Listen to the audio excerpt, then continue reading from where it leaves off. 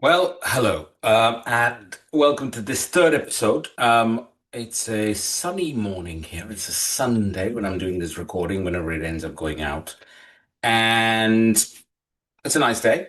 I'm with my favorite cup. Those of you will know me how much I love dogs. And you see the other side, it's even better. That's me with my two little babies. Amazing. Marvel and Robin. Those of you know, what a two beautiful friends they are. And more importantly, I think there's only one hashtag in the world, which is the most important hashtag, which is be more dog.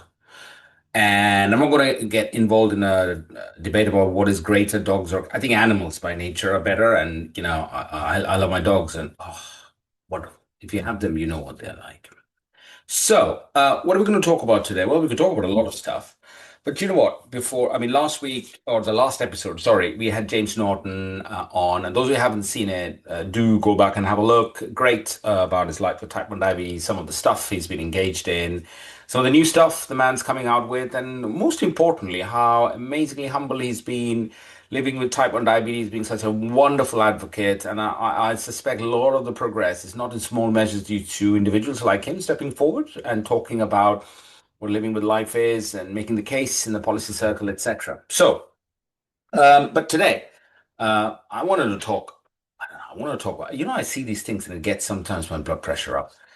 And recently they had this big meeting called NHS Confed Expo, which is great. You got a lot of good people together. There's a lot of people talk about stuff. But you know what? I was seeing some of the posts, and I don't know whether it's my algorithm or whatever, or whether LinkedIn in particular has become some sort of weird place. But they were- I don't know. I work in NHS England. I worked there for nearly a decade now. And either I'm working on a different planet to a lot of these individuals, or they're basically just making things up. I don't know what to say. I mean, it's quite amazing what people are coming out and talking about. Things like, how things are going to be amazing and change. I mean, the only person I thought I don't spoke a lot with reality, or at least from what I've heard, is Jim Matthews, the some interim chief exec, talking about how difficult it is. I mean, spending review comes, money comes, and honestly, if you guys haven't seen it, please or read it, please read Sally Gainsbury from Nuffield Trust view about how much the money will go to, or what inflation means, what pension pays mean, pay changes mean, all of that, and how much money there is actually available. And I think there needs to be a bit of reality check as to where we are with the NHS, with the money that's going ahead. It's wonderful to have extra money, and I do thank the government for that, to be perfectly honest. But I think to suddenly sort of say that everything will be wonderful as soon as we move into these three main directives that people are talking about. On that note, everyone seems to have been afflicted by some sort of bug that whenever you talk in a public forum, you have to talk about the three priorities. It's as if like there's something new. Like prevention isn't new. Talking about moving services to the community, I've been listening to that since like ever. Some of you can look it up. We built a community model in diabetes about 14, 15 years now ago, which was called the Super Six model. Why? Because we wanted to move care into the community. And look it up. It's more about you only do diabetes super specialized work in a hospital because it's an MDT setting with a vascular surgeon or with an obstetrician or with a renal physician. Otherwise, you do everything outside by virtual means supporting primary care. This isn't new. And what was the other one? Oh, yeah, analog to digital. Okay, so somebody needs to help me sort of get me onto my computer quickly in the morning, first of all, before we do all these things. And then you have all this. And then in the parallel end, there's talk about how we are going to roll in AI, how we're going to do genetic screening of every baby born, or the genome sequencing, which is all great. But somehow I think, and listen, I don't know enough, but I would have thought that the common public, or at least this is what I would want, forget me as a doctor or whatever. I think my view is that what would be amazing is to be able to see a general practitioner on time. And I mean general practitioner with the greatest respect to everybody else involved in primary care. When I would like to see a specialist nurse, and if I had diabetes, I would like to see them. That's different from me saying, no, I'd like to see a general practitioner who's got a far-ranging view of medicine and can tie up all ends together, be the quarterback for me in the system as needed be. if I ever got ill, I would like to be seen in hospital quite quickly rather than having to use my privilege to phone up people for me to be seen earlier. As I'm growing older, I'm 52 in a few months. There's always a risk of something happening, and I would like to be seen urgently, quickly. If there was something, I would like to screen properly for cancer, get picked up. So, I I don't know. And does more and more AI help you? So people talk a lot about how these will help productivity.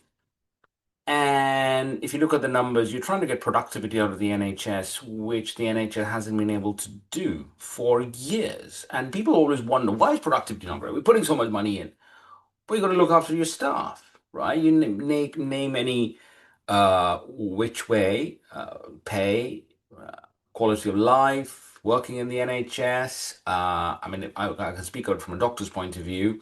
If you're a resident doctor, you have to think about why you've chosen this profession right now with all the things that are going on with jobs. Everybody and their dog seems to be slightly against you going forward. The doctor replacement is full on scale, supported by all our leaders all across the board. And you're wondering why people are not happy enough to be more productive at work. And you're wondering why, so for example, if you're facing discrimination based on a protected characteristic like your sex or your race, and there is literally no fundamental program to try and tackle this. None. I mean, the things that existed have been shut down. There's no leadership there. And you're wondering why people are not productive. Why they're just saying, look, I will do more for you. As an employer, we really love what you're giving to me, so I'll be more productive. So you have, on one hand, money which will eaten up by inflation. Money which is just about enough for an aging, growing population. You've got new drugs coming out, new technology coming out. You have a workforce which is inherently not happy with their leadership because most leaders don't have the chutzpah to come out and speak in public. I mean, NHS Confed Expo, I'll go back to that. How many clinicians were there working full time? How many staff from the ground were there to listen to evidently there's a new hope coming through? What? Okay. So I think this is where it's so detached. I don't know what it is, and I may be wrong in this, but I think people say if you're going to do clinical leadership in the NHS and you're not doing a job hands-on, and I don't mean one session here and there, I need a proper job, then I'm not afraid. I'm afraid I don't know whether you're even connected with reality. And I can easily go and tell people what can and cannot happen in the world of type 1 diabetes or even type 2 diabetes, endocrinology. I do these sessions all the time, every week.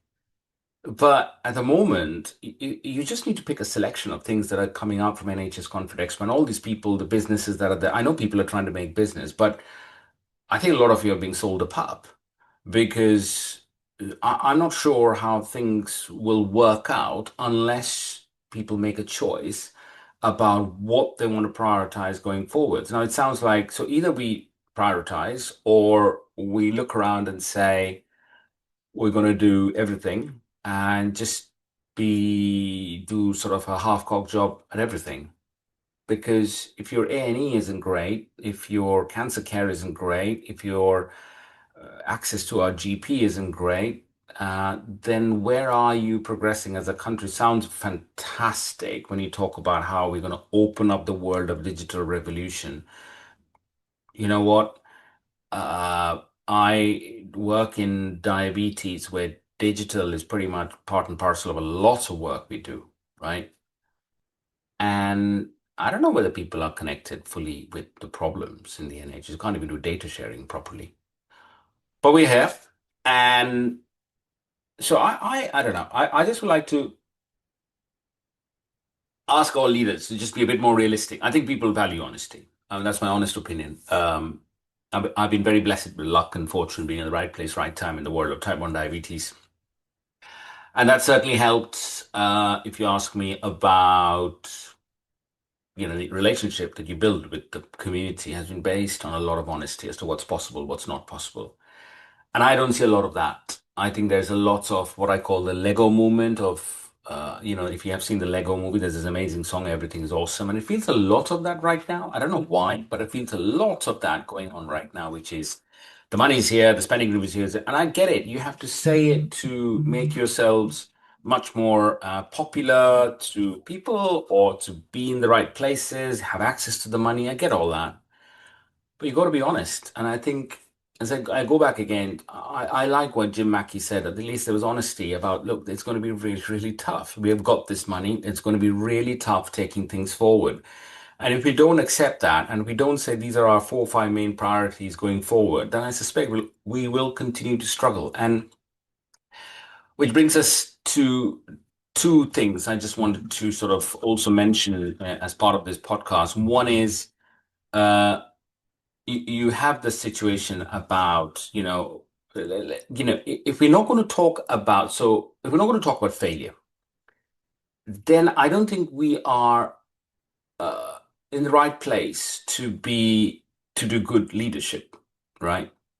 And I'll give you one example. I'll tell you from my world, and then I'll give you a wider example. So from my world, what is one of the failings of the work that I've done? 9 years plus now, nearly into my decade. And I think providing mental health support to people with type 1 diabetes or diabetes in general has not succeeded, right? We've tried different avenues, and I would count that as one of my failures.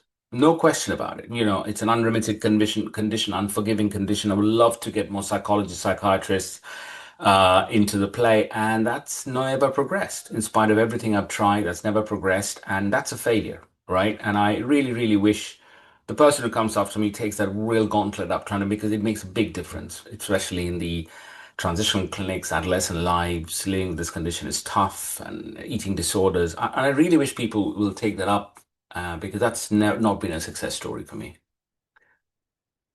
Now, if you take it forwards, let's look wider. And in my tenure with NHS England, I don't think I've ever seen a level of failure than his workforce. I mean, you cannot name a single parameter on which we have done well. I mean, literally, we have written a long-term workforce with the names should be a pointer to its longevity. It's called long term. It came out in 2023. By 2024, we had already committed to a refresh because everything was falling apart. And then in 2025, we have Jim Mackey saying it's going to be fundamentally different. So basically, it's a rewrite. And if you look at the whole thing, if you come to the microcosm of its delivery, its implementation, yeah, and let's be honest, it was signed off by everybody. All the colleges, all the leaders, everybody went like, this is amazing, we'll support it. Yeah, there are some challenges that will happen. And then there's a collective failure of people having to implement it. We are on the verge of a review, the Leng review about the position of physician associates. And I've said this before in podcasts. I generally feel for PAs who've been caught in the storm. You've been sold an absolute pup by all the leaders saying, "Oh, don't worry about it. Do this degree. We'll get you into these bands and everything." And now it's all gone completely the other way. And a lot of these leaders are nowhere to be seen in support, right? And you're having a refresh. I don't know what the Leng review will say, but the future isn't all fantastically rosy, however you put it, right? There's a dispute everywhere, here, there, everywhere. So, but where is the accountability around that? I mean, where is the thing about somebody coming out and say, guys, we have absolutely, bolstered up the workforce plan. We depend on the workforce for productivity, and we've screwed it up. Nobody. There's nothing. There's no acknowledgement, just a bit of a wink and a nudge, and people are still around. We're doing a review of resident doctors, pretty much by the same people who absolutely made a horlicks of the whole thing, but they're there, they're still doing it. But there we are. So I think if we're not honest about that sort of level of failure, we're not going to go forwards. And I think, and the final thing I wanted to talk about and touch about was the 10-year plan, right? There's a 10-year plan for the NH. And those of you who are old enough, or at least, my realm, 2014, there was the 5-year forward view, right? And then in 2019, there was what was it? The long-term plan, or the long-term view. Well, 2025, we were getting another plan. And there's literally no assessment of what's failed, right? There's literally going, okay, we screwed those up, so that didn't work. You can't keep on going back to it's just a pandemic, we had a bad time, otherwise everything was fantastic. I'm sorry, but that's not right. Somebody needs to sit down, go to the plan, and go like, look, we made these many promises to the population, and we have failed on these or succeeded on that. And I have seen very little of that. I've seen very little of it's the same people coming back and giving ideas as to, shifting things into the community, trying to make digital revolution, prevention. So, what is the chance? So today, I think there's a poll which says that if there was a poll tomorrow, then there will be a change of government, right? Why would they commit to the 10-year plan if they've got a fundamentally different way of running the NHS? So are we then saying that if we continue this trajectory and nothing changes, then there's another plan? I mean, you literally have no time or chance of doing anything. We are hammering through staff in the name of efficiency, and we are here. So I think that's what I wanted to talk about in this podcast because I was a little bit annoyed by the whole trajectory of people just coming out and saying stuff. Be honest, people. I think if you're not honest, then you're not being clear about priorities. I'm afraid you're doing a massive, massive disservice to people. Don't couch it in language which are all flowery and all sort of, all the buzzwords. It doesn't make a difference. You've got to be very clear. Talk to industry. Industry have, do you think industry colleagues are thinking, oh my God, the UK is a great place to roll out all our innovative drugs and technology? I don't think so. Talk to clinicians on the ground. They don't see a huge hope of the NHS going forwards and being able to adapt to modern changes. So, who are we trying to convince? Is it about people just trying to sort of do the right things and say the right words? Sorry, not even do the right things, say the right words to sort of stay in position till they can retire or move into a more cushier job, or is it genuinely about trying to tackle the NHS? And I don't know. I really don't know. I'm not disillusioned. I've been around, and I think, as I said, in my world, things are okay. We're battling away. But I would like you all to be a bit more, if you're listening to this or if you're in a leadership position, be a bit more brave, be a bit more honest. As I said, just probably take a leaf out of what the chief exec is pointing towards and not say to the population that all is well and everything will be done and everything will be delivered. So that's pretty much me for this week. But yeah. So is there hope to look forward to? There's always hope to look forward to, but I think we need a fresh bunch of leaders in this country. Fresh bunch of people leading the colleges, fresh bunch of people in different positions, fresh bunch of people in Department of Health. I don't know. I don't know who they are, but it's certainly not going to come up from organizations which are instilled in the same way of doing things, right? What is the success of leadership? And in this country, it seems to be based on writing papers, policies, hashtags. It's very early on outcomes. So, what is it, leadership in healthcare? So, if your leadership is not judged on outcomes, why do you expect the NHS to provide good on outcomes? It's very easy to blame the politicians all the time of not enough money, and there is a lot of money.